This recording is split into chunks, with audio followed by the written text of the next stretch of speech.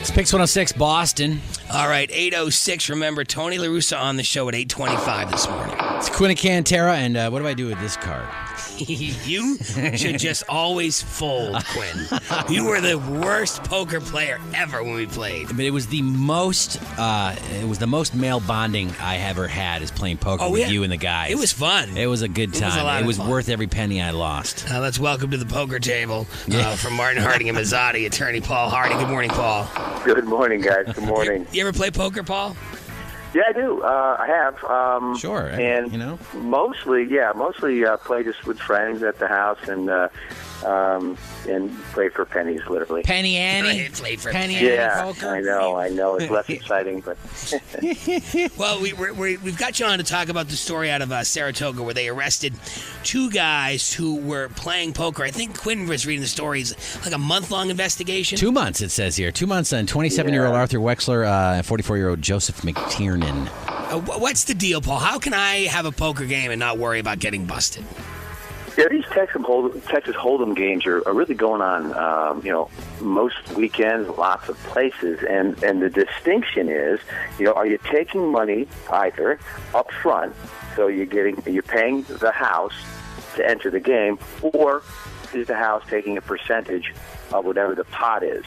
And technically, if you do that, it is promoting gambling in the second degree, and it's a misdemeanor. Either one is bad? Either one is bad. But what if you got to pay for the potato chips and the soda pop? That is everybody's argument. You have a criminal mind. Yes. Absolutely. That's exactly what they say. And part of it probably is true, right? You're going to have a poker game. People want to drink. They want to eat. And the question would come down to exactly that. You're allowed to invite friends over to play a friendly game of poker.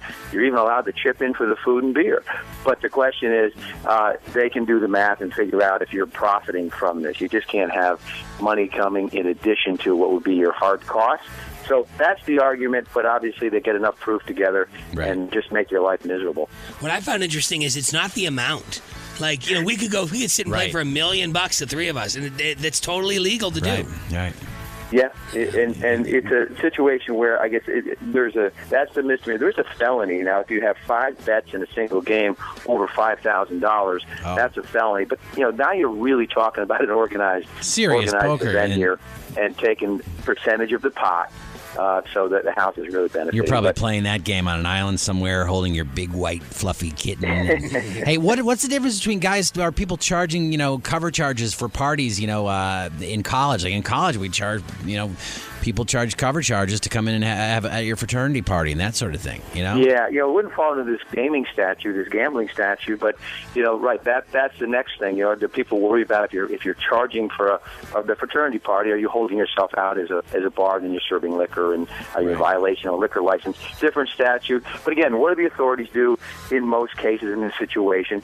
They do nothing. I mean, they're not sitting around peeking in your window and looking at these small games. It tends to be something that the word gets out. It's a little bigger than just that game at your house. Right. Although technically a game at your house could fall into that, but they're not looking for that. They're looking for something that is much bigger.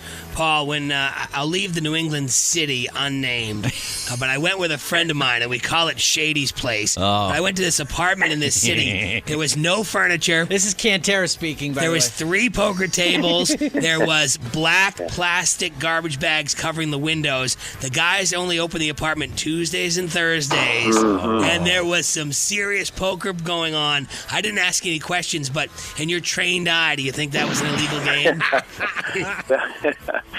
I'm going to lean towards the fact that was in fact something that the police would look down upon and possibly prosecute. It was like, I went there. My buddy took me. He goes all the time. Like, I was nervous. Of course you were. There was a camera on the front porch. What? So they could see who's coming in and out. Oh, that's really bad, dude. Yeah. What are you doing? It was scary.